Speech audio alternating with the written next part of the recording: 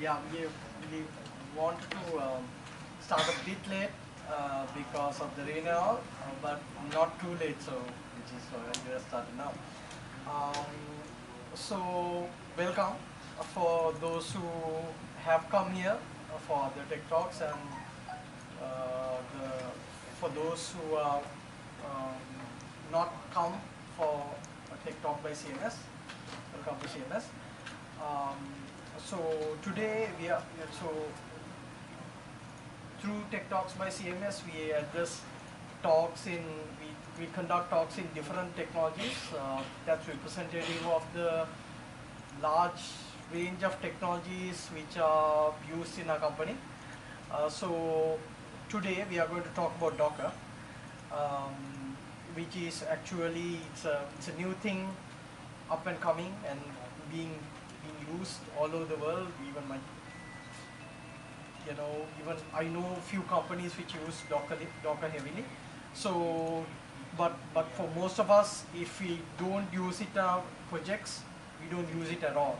So that's why we thought of going with this topic, and we found an awesome speaker for our event. So our speaker today is Sanjeewa, Alwis, who is a senior manager in global application engineering and operations at Pearson. He will be talking about Docker and giving, and we'll also have a demo session. And for the demo session, he will be assisted by Kasun. So I will leave the floor in Sanjeeva's capable hands. Thank you. Thank you, Puneet. So actually, it's a rainy day, so welcome everyone for the Tech Talk. And I'm really glad that you could make it here because and there is heavy traffic out there. With all that, I'm glad that the interest that which you are shown on the new technologies.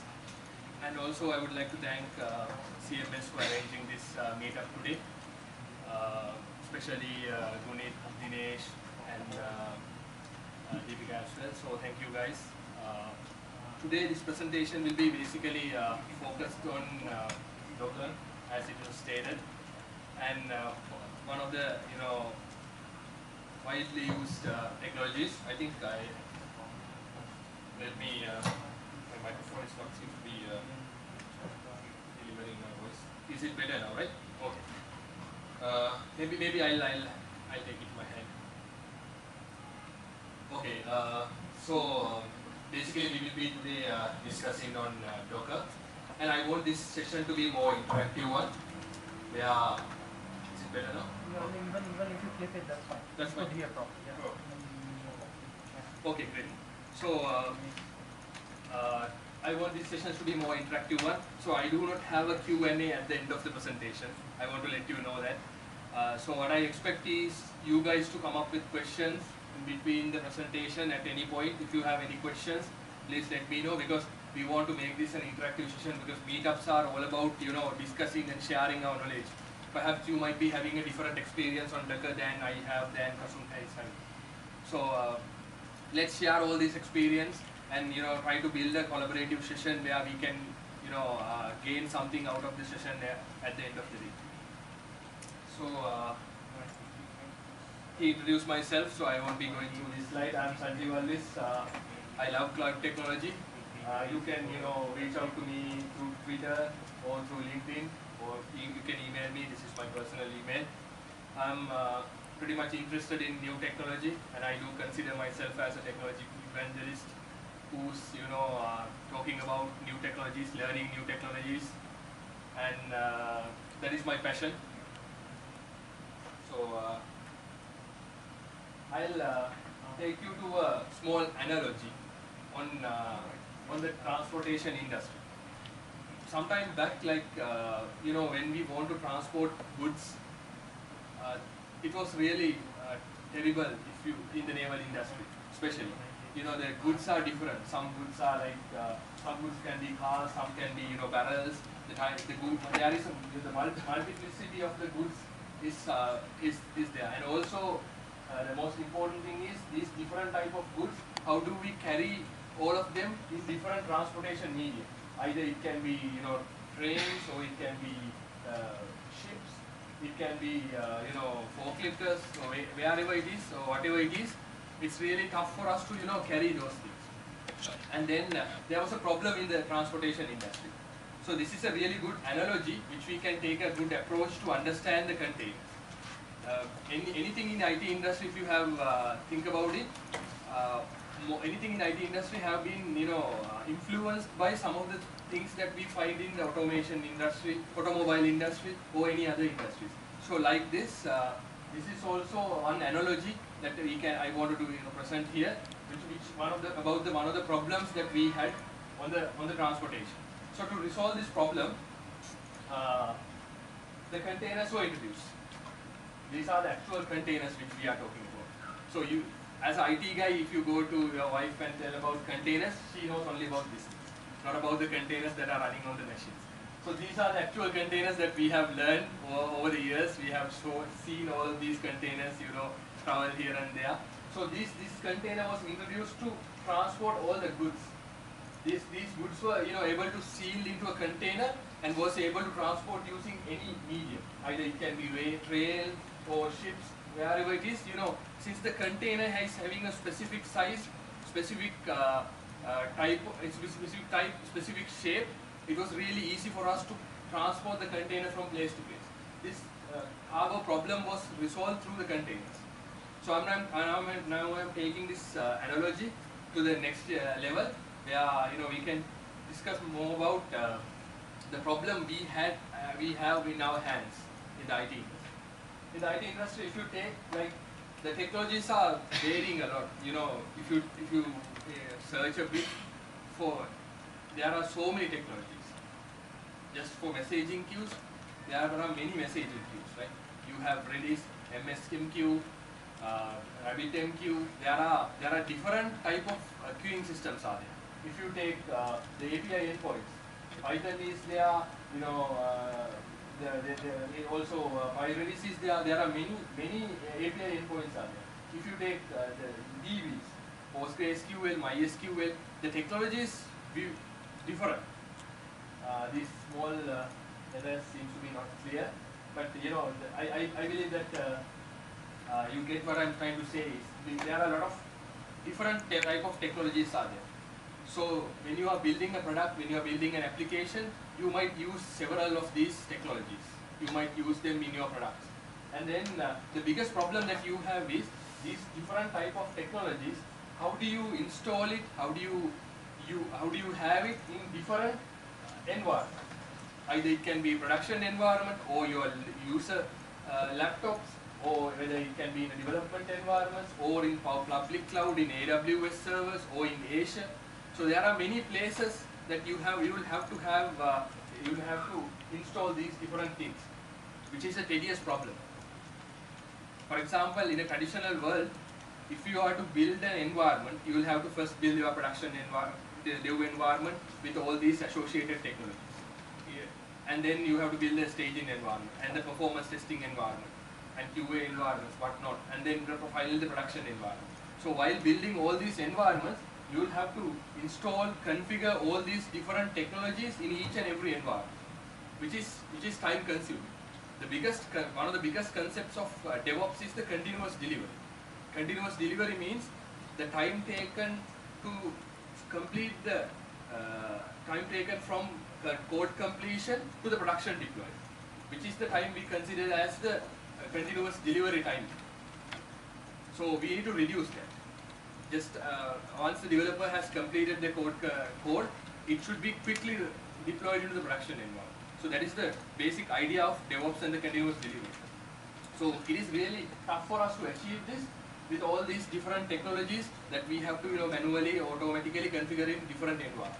That is one of the biggest problems that we had over the years. So if you are interested in more about learning the continuous delivery and DevOps, there are many materials out there in the internet, and also I have a couple of sessions which I conducted on DevOps and continuous delivery. So DevOps and continuous delivery is all about the final code commit to the production deployment.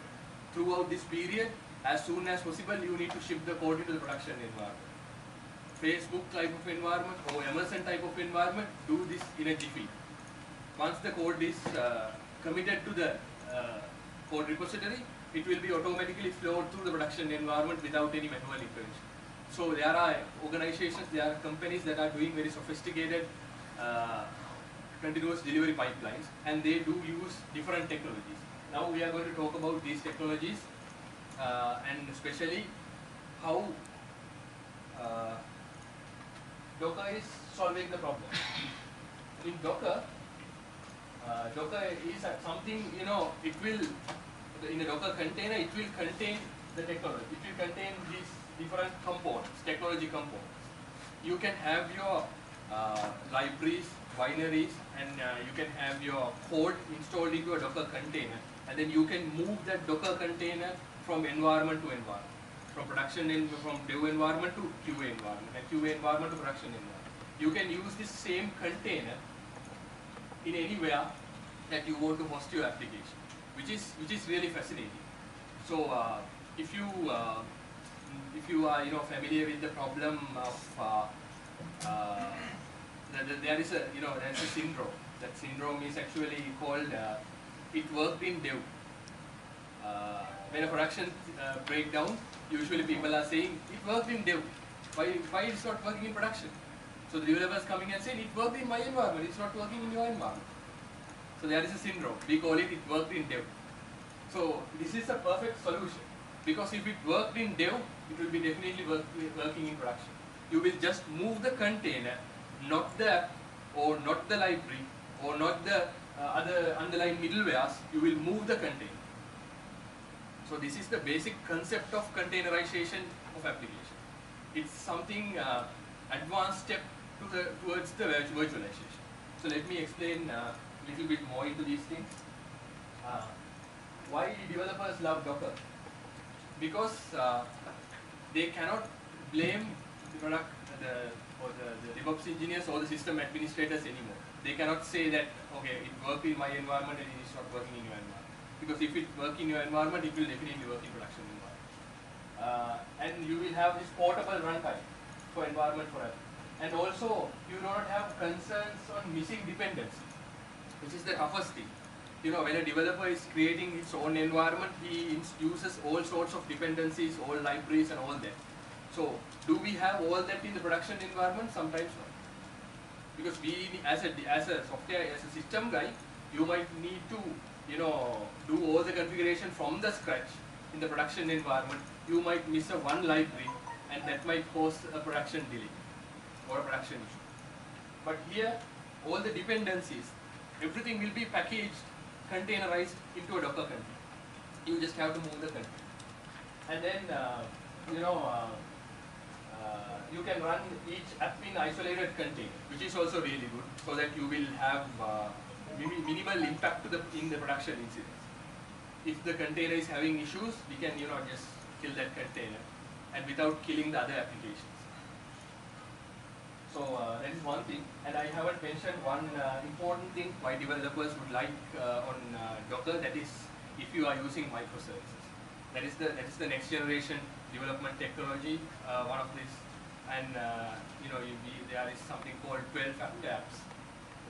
In modern world, like people like Google, they are developing applications. If you take Uber, they have microservices. They are building small chunk of code as microservices, and then they put everything into a Docker containers, and then those Docker containers are in the production environment. So if a small part goes down, that will not have impact to the entire product. Small Docker container goes down, that is fine, because unlike in the old days, not everything is not compiled into a one big WAR file, right? You have smaller pieces of application called microservices. Oh, I thought you have any question. So if you have any questions, please stop me, okay? Because I want to make this a more interactive session where we can, talk more, and then not just me talking.